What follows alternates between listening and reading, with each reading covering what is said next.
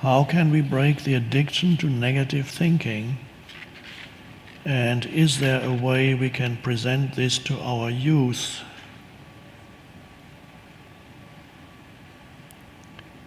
Well, negative thinking is many egos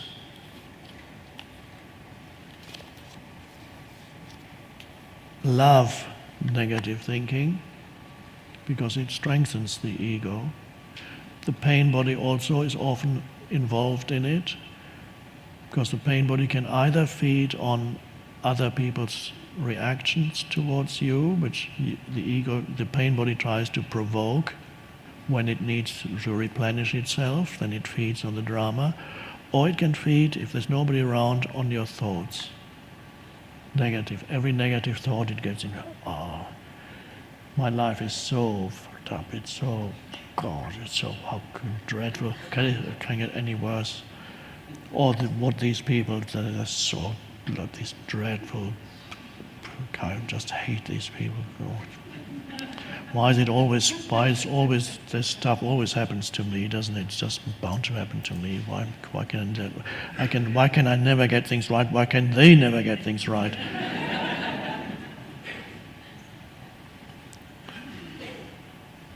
What he did to me, I just can't forget that. Let me tell you about it. Or what I did was so horrible. I did that 20 years ago. I did that terrible thing. God. What's going to happen tomorrow? I don't know. What am I going to say if he says that? What am I going to say then? What if I lose? If I lose that job? I think I might get the sack soon. I have a feeling that I'll be out in the street. I can walk back to pay my mortgage. What can I do? What time is it? 3 a.m.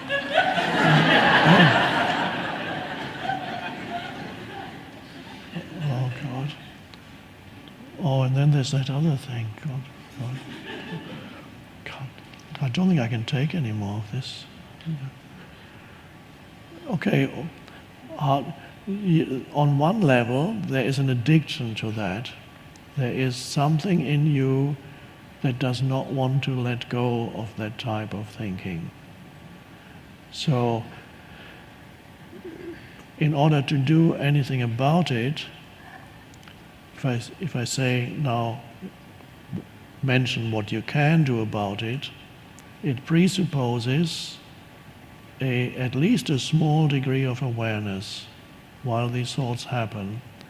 There must be a small degree of awareness from which you are able to witness whatever is happening and notice that you are engaged in a stream of negative thinking and actually liking it, not wanting to get out. You can, especially with anger, which is another form of negative mental emotional state, you can see how people, if you're trying to say to an angry person, would you like me to help you let go of this anger? See what response you get. In other words, the person does not want to let go of the anger. It loves that anger while the person is in its grasp. It loves. It's the ego. The ego loves that anger because in an angry state, the ego gets inflated.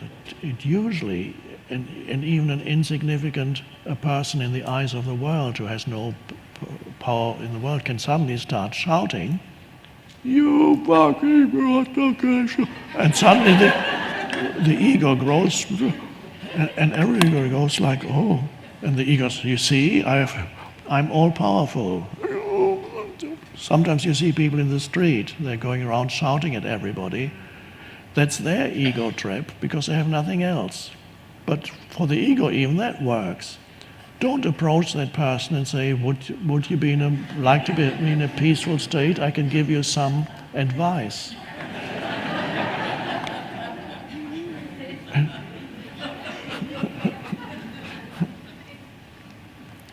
So if I say that what to do about it, it presupposes that you know what's happening to you at that moment, during that time. So there needs to be some awareness, and it's likely that it is there. If you ask that question, you are here, so that means there is enough awareness in you while it happens to first of all notice that a part of you at least likes it, not the awareness. But if you're aware, you realize there's something in me that does not want to get out of it. That if it's been going on for years, even your sense of identity, or an important part of your sense of identity, is in that negative mental emotional state. Some people have it in the background almost all the time, but they are unaware of it. It becomes part of their identity. And these are people, if you're very sensitive, and sometimes you don't even need to be that sensitive, when you meet a person like that, you can sense in the background there is something waiting for the next thing to be angry about. Or, as somebody once said, a grievance looking for a cause. Now the internet is full of people like that. They love going on there. So the internet has given the ego a new way of expansion, and anybody can go in there and express, find a cause, and then express their grievance. So identity can be associated with that.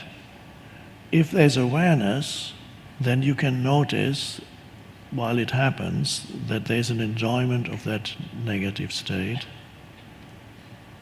Then you can also be aware that the mind activity that's happening in you is futile and fulfills no useful purpose whatsoever. And then you go, well, these thoughts, isn't that interesting? What is the purpose of these thoughts? Does it change the world? Do they change the world? Change anything? Or do they just drag me into this hole more deeply? That there is an unconscious belief in the mind also. If I complain enough about something, even if it's only mentally, but especially out aloud, if I complain enough, it's going to change eventually. That somehow it works. If I just show how unhappy I am, then God or the universe or somebody is going to do something about it. So many adults believe what little children sometimes find: when they become really unhappy and start screaming, then they get attention by their parents.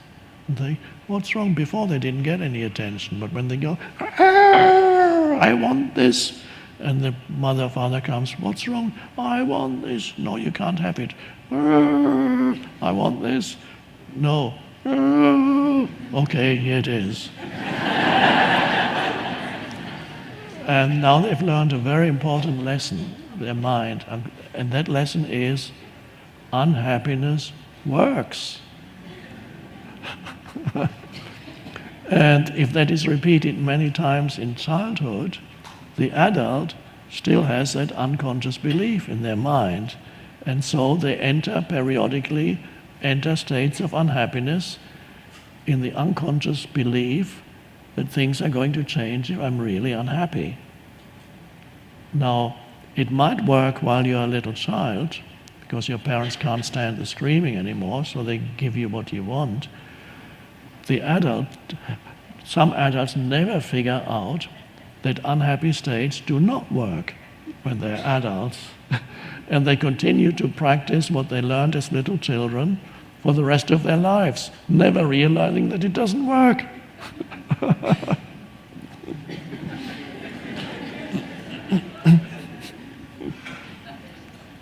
So the recognition that negative thinking and unhappy states actually do nothing to change anything. If anything, they make it worse.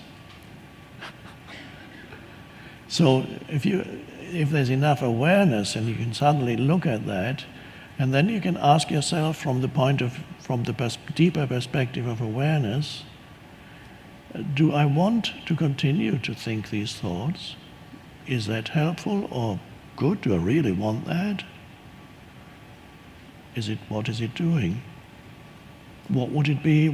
How would I experience this situation without it? So you can, as awareness comes in, choice comes in. And then there are moments when you may be able to step out and just be present, and the negative mental emotional stream subsides, but it's not gone yet, because you don't get rid of it that easily. A few moments later, another thought comes into your head, and immediately a new train of negative thinking starts. And you can feel the pull of it. It can be very, very strong, especially if it's been in your life for a long time. You feel the pull of negative thinking. Come this way. This is so familiar. This is where you belong. This is who you are. And then you need the awareness. So you can't fight the negative states, because that's another negative state. But you can be aware and see its futility, and ultimately see also how that you are addicted to it. But when you see it, you're not completely addicted anymore. You're only completely addicted when you don't see it. When you see it, you are the awareness. When there's no awareness, you are it. Then you are the ego. Then you are the ego that's addicted to unhappiness.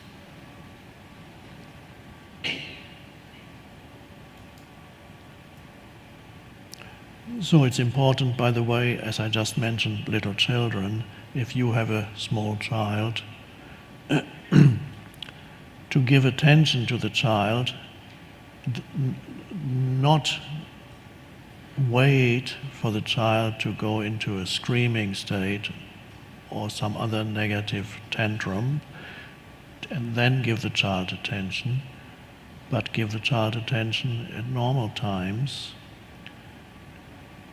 And don't give excessive attention when there's the screaming, and especially don't give the child something after you've said, no, you can't have that, and if he or she just cries enough, then finally you give it. That's not a good lesson to teach. Either you give it immediately or you don't give it.